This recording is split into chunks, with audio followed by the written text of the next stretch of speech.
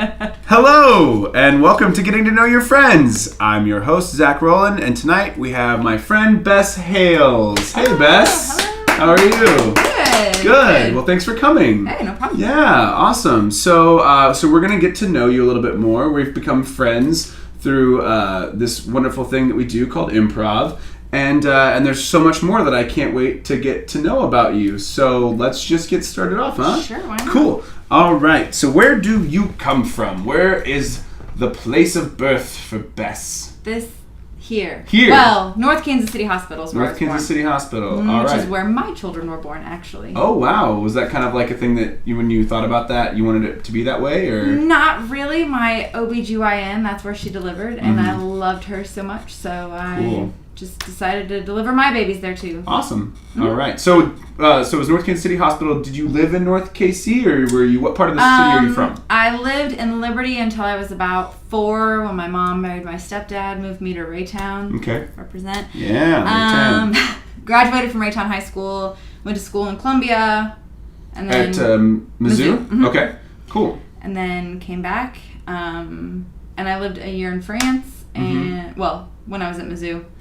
And then I study abroad? Here. Mm-hmm. Excellent. Yeah. Cool. All right. So you were in Raytown for high school, and what was that like? What did you do? Did you get into clubs? What kind of person were you? I like to start off at high school because I feel like most of the things prior to that, really, we don't. No, middle kids. school sucks. Middle school was terrible. I hated awful. middle school. Yeah. Let's do high school. It's the times where we remember the most. You know, it's like, yeah.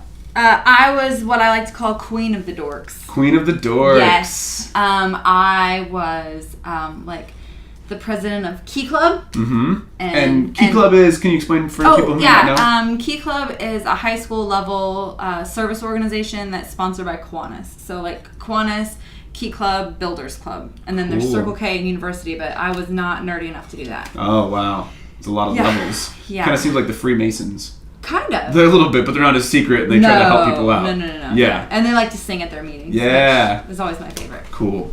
Awesome. So I did that. I did National Honor Society, French Club. I was a debater. Mm-hmm. Yeah. Did you go to any tournaments? Yes. Any trophies? I mean, what was your, like, you had a debate team? Because I never did debate. We did. You missed out. I really feel like that. Yeah. We never had forensics or debate. Well, we did, but it was a very small program, and I didn't get into it, and so I did theater and drama. So I was doing monologues and scenes. Yeah. But it's similar but different. So what was the debate lifestyle like? It was a lot of research, and then the thing that I think that it should be almost mandatory for high school kids, or at least Americans, let's say citizens. Yeah. Because what it taught me is how to look at both sides of an argument and not be able to say like, "This is black. Abortion is wrong." Let's talk about abortion. This is white. Abortion is right. You know, like there's so many nuances in there that you can never say like, "Oh, I'm like this." But so many discussions nowadays or arguments are like, guns are bad, guns are good, blah, and there's no give and take. And for politics to work, there has to be a give and take. There has to be like, oh, well, maybe you're right about that. Even though I'm a Republican, maybe I can. Right. So debate gave you like that skill set to really kind of figure all that stuff out. Yeah. I love that because I feel like that really helped me too when I was working through drama and thinking about the world and the point of view of the world and like how one-sided it can be often, you know. But when you put yourself into somebody else's shoes and you do the research, you're like, wow, this is amazing. Yeah. I think you're right. I think every American should be mandated to do something similar to some sort of like debate, research study. Yeah. Absolutely. Although Facebook would be much more boring if we had to do that. That's so true. So we need to just discover some sort of like social media concept where everybody has to constantly be researching and debating. Research, debate. Yeah. Cool. So Mizzou, then, did you continue on that path with the debate, or where, you know, you talked about you did French, studying abroad. Yeah. So what was college like? Tell us some stories. I mean, who were you by the time you got to college? I didn't really know who I was when I went to college. The weird story is that, okay, Queen of the Nerds in high school, I decided that I was going to break away. I wanted to be somebody new. Place me with somebody randomly. I will just pick a random roommate. We'll see what happens. Mm-hmm. And I got placed with a woman who was like really granola-y and nutty and natural and a lesbian and all this stuff. And I was like, that'll be great. I'll just be, totally different experience. Yeah. Well, I was flying back from my senior trip to Brazil, anyways. And my mom called me and she said, your roommate just called. And I said, oh, really? She called? I can't even remember her name at this point. Mm-hmm. She's like, yeah, her name's Monica. I said, what? Yeah, Monica. And she told me her last name, and it turns out that it was one of the popular kids from high school. No way. That we were randomly. No way. Yes. And I cried in the airport. I was jet lagged. I was sobbing like, this is gonna be the worst experience ever. I was trying to get away from these people. And we're best friends. So really? Yeah. Oh my gosh! It turned out okay. She was not as bitchy as I thought she was. Sure. Sometimes you have to get people out of that like weird social environment where they feel like they have to act a certain way, and absolutely, it's incredible how people act around you when they're not with friends or people they're trying to impress or whatever it is. That's great. I love that. 2 twists in that story. I didn't see it coming. Oh, not at all. Because I did the whole randomize me thing too. Yeah. And oh gosh, it turned out to be a horrible experience. So I'm glad it worked out for you. That's really great. Mm-hmm. Awesome. Cool. So and you graduated with a degree? Oh yeah, international business. I was thinking when I went in that I was going to do like political science, public service kind of. I wanted to be like a speech writer. I wanted to get into politics. So I did some volunteering. And then actually one of my mentors from church got into politics and turned into a real asshole. Aww. And so just seeing him like go from this really powerful, godly man. I hate to use the word godly. It sounds very Baptist. I get you, yeah. So, but we're not. Yes, man. Whatever. And then he turned into like this smoozer that every time he would meet me like, run for office, that kind of guy. And so I quit that. And absolute power corrupts, then I was like, right? What do I want to do? I don't know. And I liked French, and I was like, business, man. So tell us about France. France? Yeah. I've never been there. I want to travel to Europe so bad, and I'm a big traveler. I love it. So give us the good stuff. Well, I probably split my time between Paris and Lyon, which is the second largest city in France. It's like in the south, kind of close to the mountains, but not really in the mountains, but beautiful city, university city. There's like so many universities in Lyon. I'm actually familiar with it because I had an acting teacher whose last name was Lyon. And that's why. And it was just incredible. And so that's really funny. Yeah. Cool. So I split time between Paris and there, and did not travel nearly as much as I should have, considering I was like 45 minutes away from Italy and I never went there. I went to Switzerland, I went to Spain, but I didn't, and oddly enough went to Australia, but I didn't go to like Germany or Poland or anything like that, which was lame. Can I ask when this was? It just turned 21. It was 2000 to 2001. Okay, cool. Yeah. So that gives me a time frame of like what was going on socially at the time, because it had been, like early 90s. Yeah, we were not hated Americans. Yeah. We were just kind of despised Americans. Yeah, well, and at that point, too, that was almost the turning point for the world. I feel like when everybody turned against the Middle East, like hardcore turned against the Middle East because of the attacks and everything. Attacks hadn't quite happened. They happened in September, so I got back beginning of June. Okay. So before. It was right there. Yeah. Okay, so that there wasn't that quite united worldness, but you could sense that there was less hate for the American people, and I gotcha. Yeah. Because for the longest time, that was the stereotype, right? I mean, that was the thing. Like, and kind of, but I feel like it's like going to New York City. For a foreigner to go to New York City and say all Americans are rude. That's just not the case. Not the comparison you want to make. And so it's the same thing. People go to Paris and they're like, oh, French people are rude. Well, you know what? You try dealing with tourists day in, day out when you're just trying to go get your coffee. Right. They live there. And you're there for a couple of days to, a week or so. So, yeah, I agree. That's really true.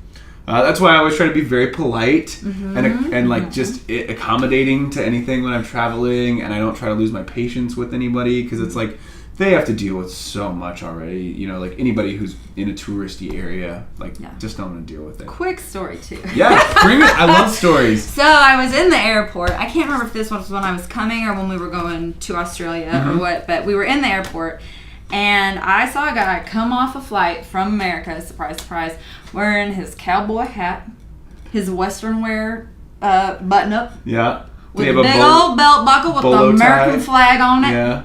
And his boots. And he was of the age that I could just tell that he was going to say, "We saved your ass in World War II. You owe us." I mean, he was just like, I own this fucking country.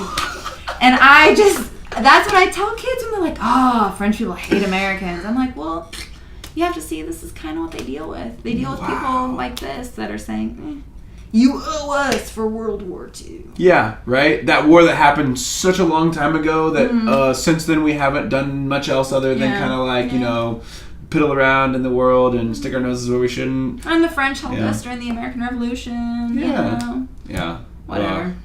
No, I love France. I think France is such a great place. The culture there, the livelihood, just the general ambiance. I mean, yeah. Sometimes I wonder what I'm still doing in this country. But that's for another day. Cool. So then you said you didn't really know what you wanted to do because this guy you had known kind of went this weird way with life. So where did that lead you to? International business. Just because I could still do my French, and it was kind of the new thing. Yeah, I remember this. Yeah, it's a big thing with international business coming up, And I could get 2 degrees for the price of one. Took me 1 extra semester. And so I was like, okay, I'll do that. My plan was to move to New York with my buddy, who's still there. Good for him. Yes. Yeah. Making a life in New York City in the entertainment industry, so you can do it. Good. But I didn't have the balls to get up and move. So I was just applying online all day long, and they're not going to call you back. Yep. So I got a job here, working at a phone bank, answering phones that could or could not have been French speaking. It was just kind of like American, French, American. We don't know. Press 2 for French. Yeah. Wait a second. When did that become a thing? It was coming from Canada. Yeah. And I did that for a while, and customer service is not the place for me. So why not? Were you, just not customer service? Like corporate world is bad enough, but customer service is like the shit on the bottom of the corporate feet, and so I just couldn't handle it anymore. And I think I survived 3 or 4 layoffs in 6 months. Wow. Yeah, and so I was like, I don't want to do this. So then I really liked HR because I'm a people helper, and so I went and I did that for a while. And that just was soul sucking. Wow. Yeah. Incredible. I never ventured into any of that world. So for me, like layoffs and like corporate jobs, cubicles, I don't understand that. I've always been kind of an artsy fartsy kind of guy, and I've worked in the service industry thing, and it's so it seems so stressful. I mean, mine was not stressful. The thing that, well, besides the major thing that got me out of it, the thing that pissed me off was like, okay, you're going to pay me to be here for 8 hours. You've got this job that you want me to do. I can finish it in 2 hours and sit here and read a book for 6 hours, but no. You have to look busy. That was the stressful part. Oh, looking busy. This is not me. I want to get my shit done and then be done. Yeah. I'm doing a great job, you know. If you have problems with it, I'd be happy to help you elsewhere, but efficiency. Yeah. I don't like that. I don't like that at all. Yeah. No, I know that same thing. I don't like that even, and that's a similar thing with like a service industry worker. It's like sometimes you can get a lot of the projects that you have to get done, but then you have to look busy because you're there, and it's just like, no, there should always be a purpose to what you're doing. And it's really weird how we try to just fill our time with mundane things that don't make sense. Yeah. Well, but that's not where you went. No. Fully though, you didn't stop there. No, I didn't stop there. No. So I was working at this job and I hated it, and I wanted to just drive off a bridge. Like one of those where you want to call in every day because you just hate it that bad. Yeah. And so I met a guy and I got knocked up. Everybody knows. Scandalous people. Everybody knows except for my kids, so they are not allowed to Mom and Dad. So that was a perfect opportunity to quit and be a stay-at-home mom for a while. And I went back to school, and now I'm a teacher. Yeah. Groovy. Where did you get your degree from? Rockhurst. Cool. Yep. Yeah, I was right across the street at UMKC. Yep. And I got my teaching degree from that institution. So, yeah. And so now you're teaching? Now I'm teaching French, high school French. Where at? Lee Summit High School. Lee Summit High School. Mm-hmm. Good stuff. Yep. How's it going? It's great. It's my 7th year teaching. My first year, just finished my first year at Lee Summit High School. And it's fantastic. I love it, love it, love it, love it. What about that is what keeps you going back every day? Since you said you hated the call service job or the customer service job. I am in charge of my classroom. And it's kind of like, it sounds really egotistical, but it's kind of like my stage. It's the best show, and I run Absolutely it. Right. And so like I just get to be as goofy and as stupid as I possibly want to be, and the kids either eat it up or they think I'm really irritating, which whatever, I don't care. Yeah. You and I think have a very similar teaching style, because that's exactly what I would do. To the extent to where the kids would either just be like, oh my gosh, this is what weirdest thing I've ever seen, or like, I'm not going to put up with your weirdo stuff today. I'm an adolescent and I just have to be here. It's so funny. Kids. Stupid. Yeah. Oh gosh, working with kids it's so rewarding and so frustrating at the same time, because those glory moments, they're like, this is what life is made of. Yep. These moments where I'm just connecting with these people. And then there's other times where you're just like, you need to get away from me because you don't even know what you're saying right now. When I pull out the mom voice, that's the worst. Like, I hate it when my kids... Can you give us a story? Oh, gosh. I don't even... there's not even, like, really a story. It's just, if they're just really... this kid, he would just always get out his cell phone. Every day. To the point where by the end of the year, I just let him. I'm like, I don't even care. You're not taking French next year. You're done with me. I'm done with you. You just, whatever. You sit in the back and you text all you want to. I don't care. Yeah. But it would go, when I was still trying, I would just be like, put your phone away. You'd be like, put your phone away. And you pull out I said... And that's not me in the classroom. It's like, why are you making me be like this? I'm fun, goofy madame. And here you're making me be mom. I hate that. Disciplinarian, that role is, I never wanted to play that role. I did not like it. Because I got disciplined when I was younger for being myself. And I was like, what? I don't want to do that to kids. But if you're blatantly not doing it, like, come on, kid. Like, you see everybody else. Yeah, why do you gotta be that kid? Just work with me. Give and take, right? Black and white, all right? Crazy. So you've been doing that for 7 years now. You've got a family. Yes. Okay. What all does the family consist of? How many of you are there? Well, I have my wonderful husband who made the right choice in knocking me up. Yeah. Job well done. Yes. Good job, Joe. Almost 10 years we've been married, so it does work out. And we have 5 children.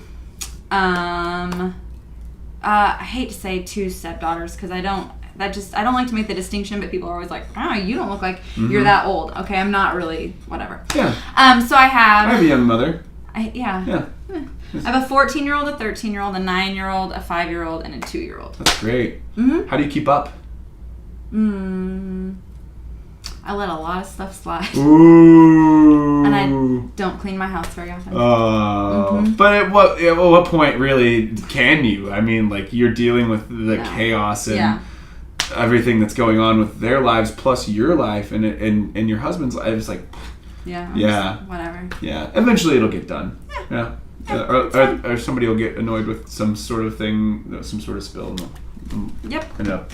No, that's all right. That's funny. I remember my mom being so particular about our house. Like, we'd have guests over, and she would be like, I have to clean.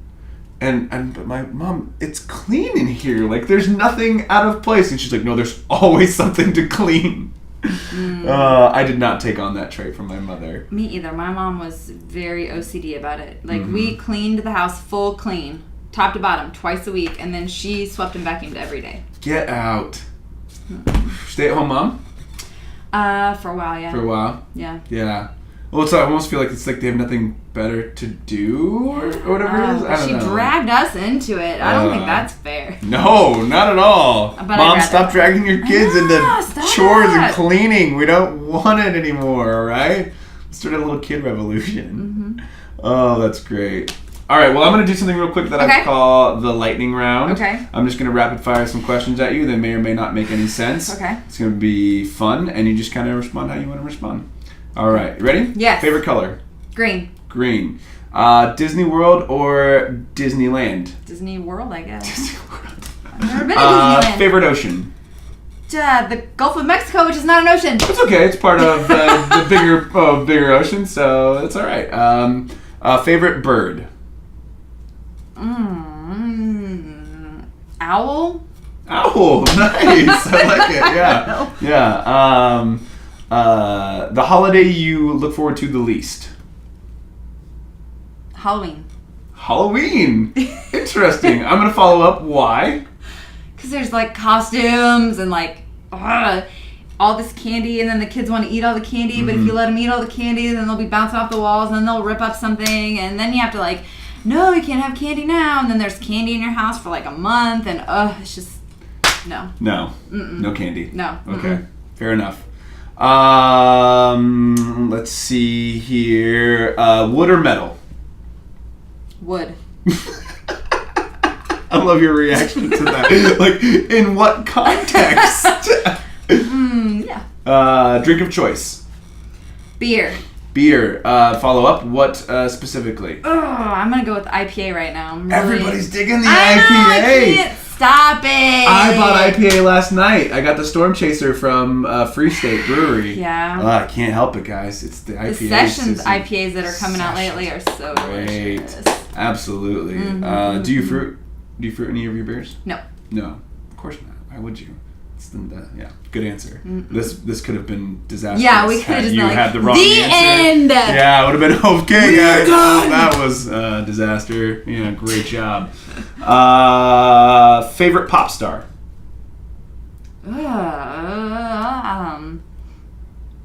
NSYNC? Yeah, sure. The whole getup. The whole NSYNC getup. Yeah, all of them. Saw Joy Fatone in Rent on Broadway. Get out! Did. How was it? It was How great. was he? Of course. Rent is my favorite musical. So good. So, and he was good? He was good. Good. Yeah. Where was it at? It was in New York? Mm-hmm. Oh my gosh. Broadway, of course. And there's so many other Broadways. Yeah. Well, I know you were in Vegas recently too, so I guess I was thinking. Oh yeah, no. Yeah. All right, and the last question. Favorite time of day? 3:00 in the afternoon. Ooh. Why so? Because the work is done and it's time to either take a nap or like relax. Yeah. Kids might be sleeping. Nap time. I love it. Yeah.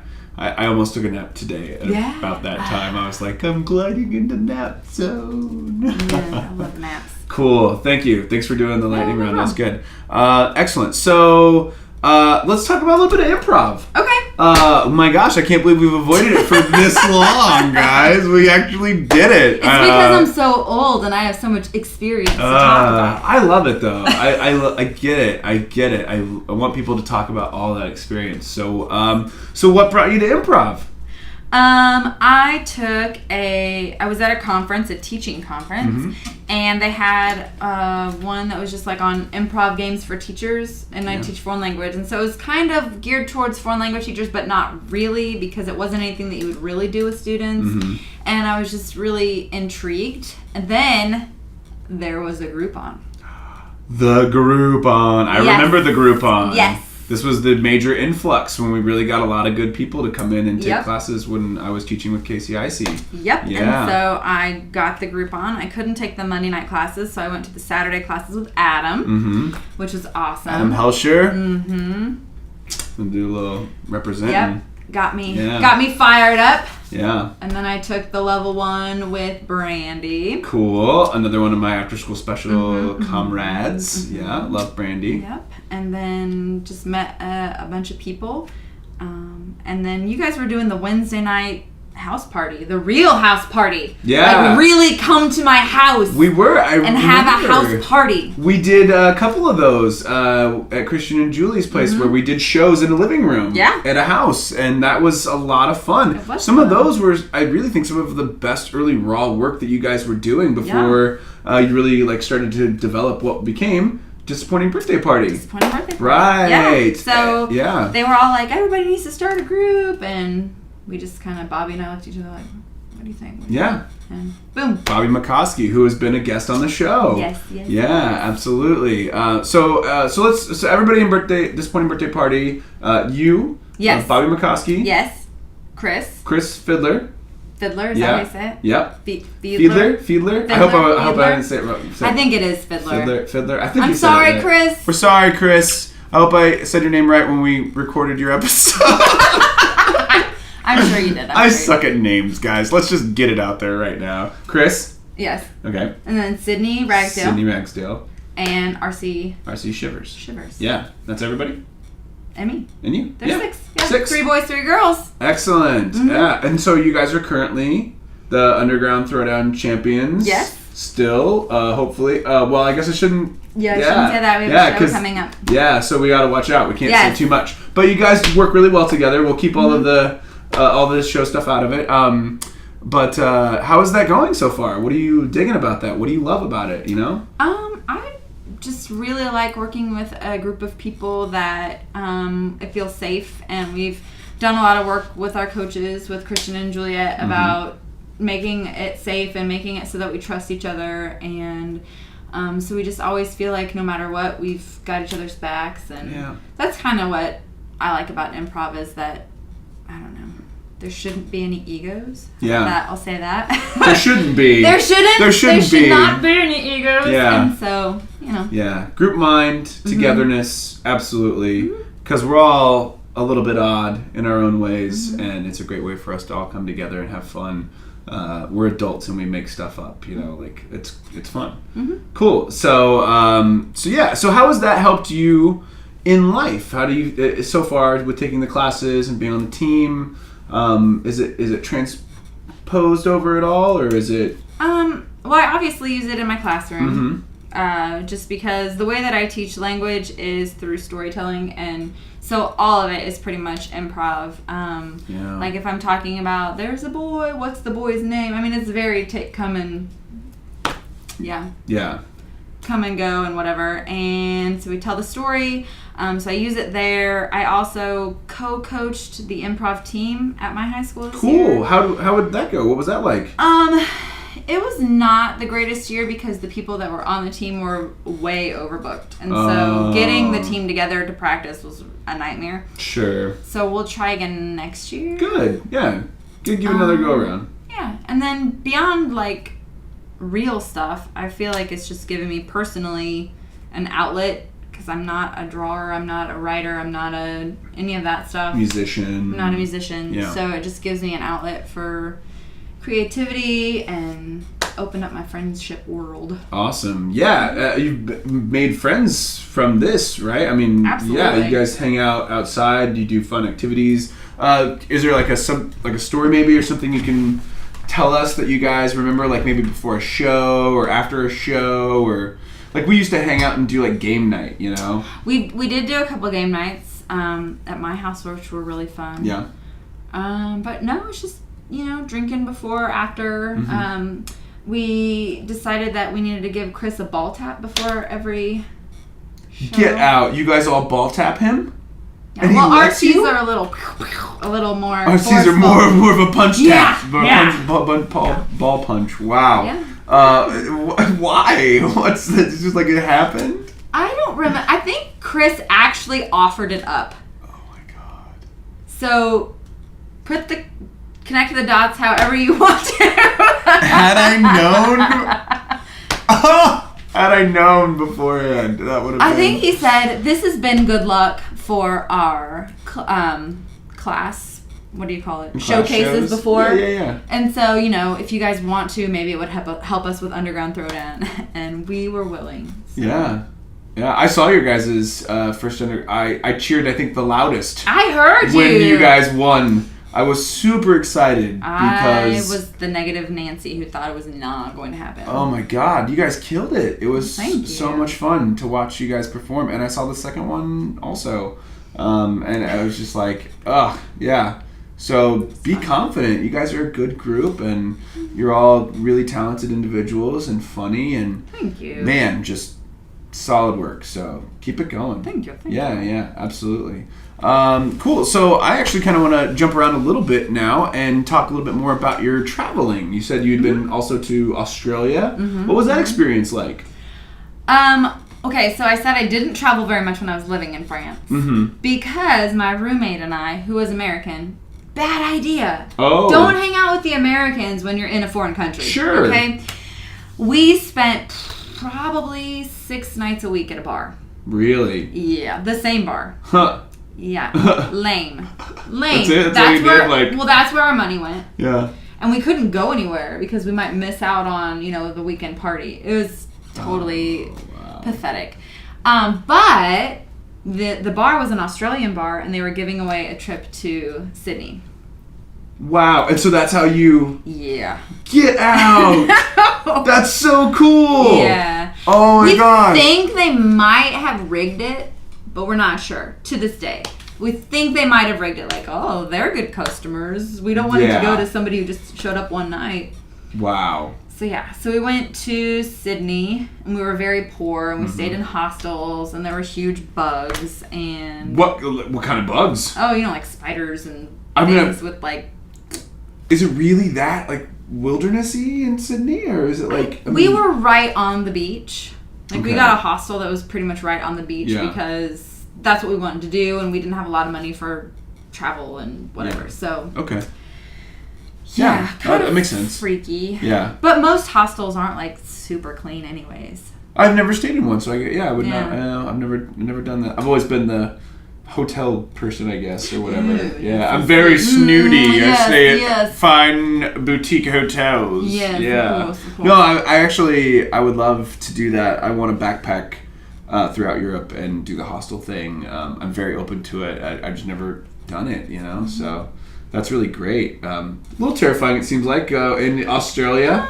Well, through bugs and whatnot. Yeah. I mean, that's a whole new term or meaning to bed bugs right there. Yeah. It's like... Turn off the lights and you're like, I hope nothing crawls on me. But we spent a lot of time on the beach and then took a bus up to Byron Bay. We were on Bondi Beach, and then we took up to Byron Bay, which is like a little bit smaller. You just got an Australian accent when you said Sorry. that. Yeah. Did you guys hear that? That was Byron Bay. Byron Bay. And we went on the hippie bus. And so, like, from Sydney to Byron Bay, they stopped at, like, the little hippie village where so many people were on weed that they couldn't arrest anybody. Get out. No. Is it illegal there? Yeah. Wow. I guess I never really paid attention to, like, at the time. I don't know what's going on now. I guess it must still be, because not very many countries have legalized it other than, like, Uruguay, so. Yeah. So, and they were like, hey, here you go. And so we would go, and we would, go shopping in these shops and be like, look at this beautiful dress. And they have some wonderful marijuana brownies. Oh. Yeah. That's so great. Oh, so you're just kind of like listfully like making your way through this tour. Yeah, we were just kind of walking through. They said that they had coffee shops that we could go and we just went shopping. My friend partook. I did not partake. Yeah. Cool. Teacher and all that. Right. Yeah. Very, very particular about that. Yes. And then you said you also been to Brazil, right? That's cool. Where at specifically? Rio. Yeah, when I was a senior, we had a foreign exchange student from, not my family, but my school from Rio, and she and I hit it off. And so that was my graduation gift, was I went down to Rio and stayed with her and her family in, I think I'm remembering this correctly, it's been a few years, but her neighborhood and the beach was called Ipanema. Like, because the beaches are Ipanema and Copacabana and all those songs that you hear about. And so... like her little apartment, which was not that little, and they were super rich because they lived, in the mountains, looking over the beach. Very fancy. And like monkeys flying in the little rainforest. What? Oh, yeah. I have so many pictures right out her balcony. They would come up and you could feed them. I love monkeys. They were like squirrels. Yeah, they kind of are like the squirrels of South America. I love monkeys. Yeah. That's so cool. I spent a couple weeks there and then came back.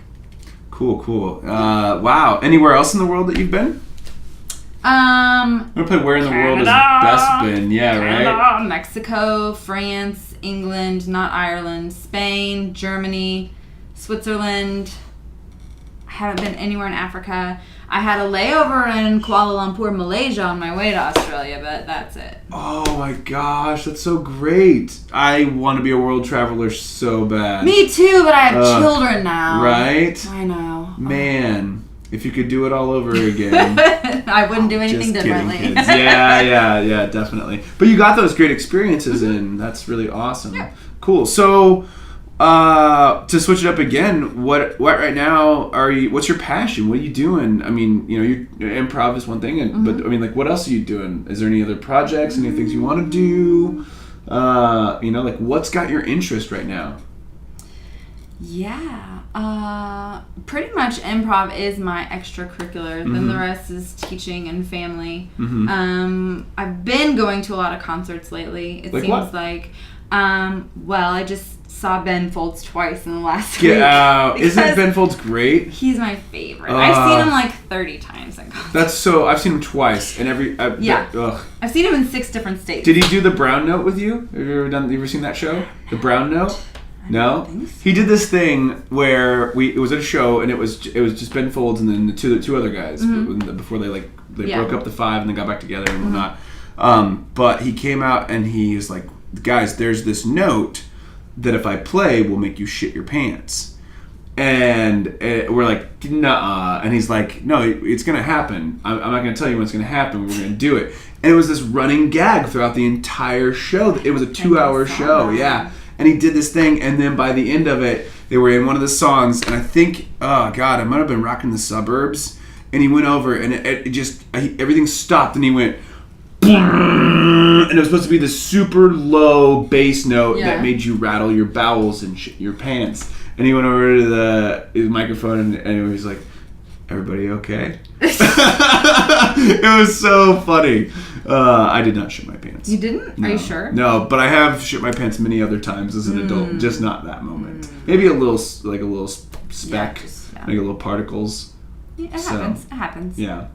But I love Ben Folds. So. Me too. Yeah. Yeah, he played with the Kansas City Symphony.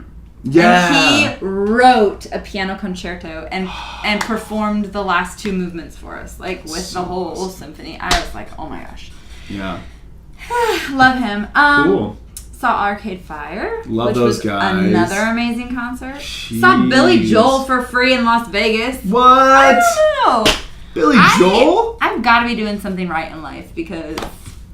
You're seeing all these great shows. I don't know. I agree. This is awesome. Doesn't it feel good whenever you feel like things are just going your way? Yeah, it does. Just keep waiting for the other shoe to drop. Oh, definitely.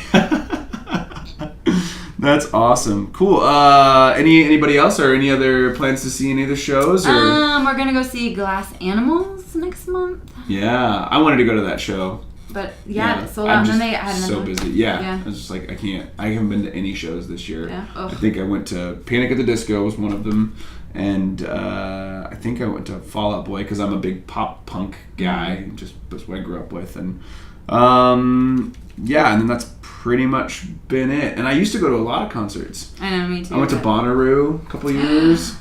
Gosh, that was so great. Yeah. But I love music. It's a big part of my life. So awesome. That's cool. Have you ever wanted to perform or play or do any endeavors in it? Did want to. I got a bass guitar for Christmas one year, and I could never figure out how to tune it. So that just kind of fell by the wayside. Yeah. I got a regular 5-string guitar. And I was like, I'm gonna learn tab. You ever try to learn tab at all? I don't know. You didn't get past the only thing I learned was the blues riff that was like. Oh yeah, that was it. I got the ba ba ba ba ba ba. So silly. I was like, I'm a real rock star now, guys. No, I didn't even get that far. I did not even get that far. It was awful. That's really funny. Oh my gosh.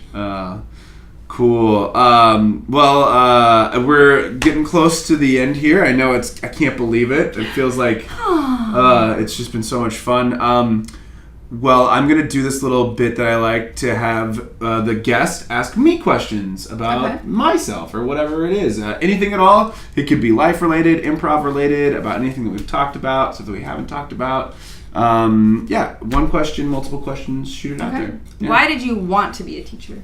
That is a great question. I wanted to be a teacher so I could be with a girl. Yeah, right? I don't think that makes sense. It doesn't make any sense. I had this bad habit of following relationships to the next thing that I wanted to do. So, like, I went to KU and I followed a girl there, and I went to UMKC and I followed a girl there, and I was like, look, we'll be in the teaching program together and we'll have this. Here's what it is. I make this cookie cutter lifestyle out for my future where I'm just like, okay, we'll do this thing together, and then it'll lead to this moment together, and then we'll do this thing together.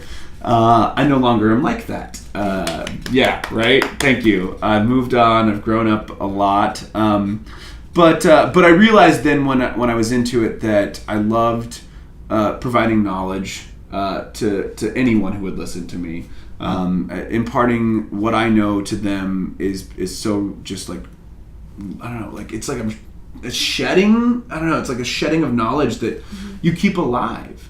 You know, I really feel like we pass a lot of our knowledge through storytelling, and that's really what it is. Like when kids remember something that you taught them, it's because you told them a story. That's the way I teach. Yeah. Isn't that great? Yeah. I feel like it's the only way I ever learn anything other than what I'm teaching myself or going on, these weird Wikipedia searches and just being like, give me information. And of course I'm using Wikipedia, so it's like I have to kind of decipher what I'm really taking in.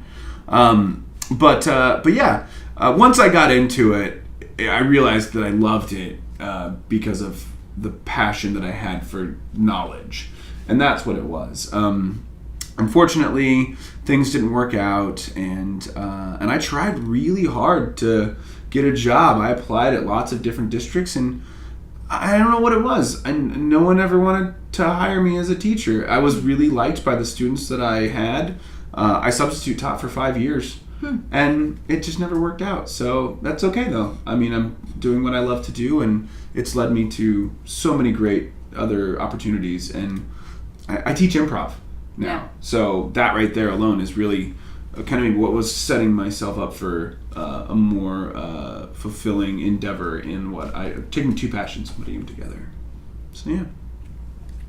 How was that one? Very good, very good. Yeah. Any other questions? How about what is your favorite drink to make behind the bar? That's a good question too, because I don't really drink a lot of mixed drinks or get behind the bar very often. But I'm gonna say Sex on the Beach. Oh, Lord. I like girly drinks. I like those. I didn't say you had to drink it. Yeah, okay.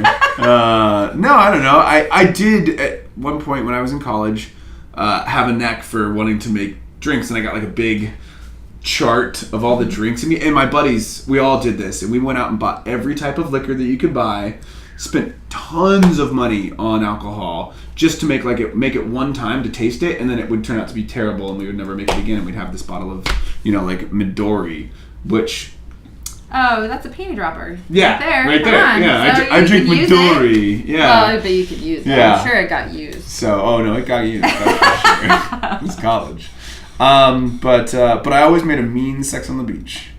So, ladies, gentlemen, anybody who's interested, hit me up. A little Sex on the Beach.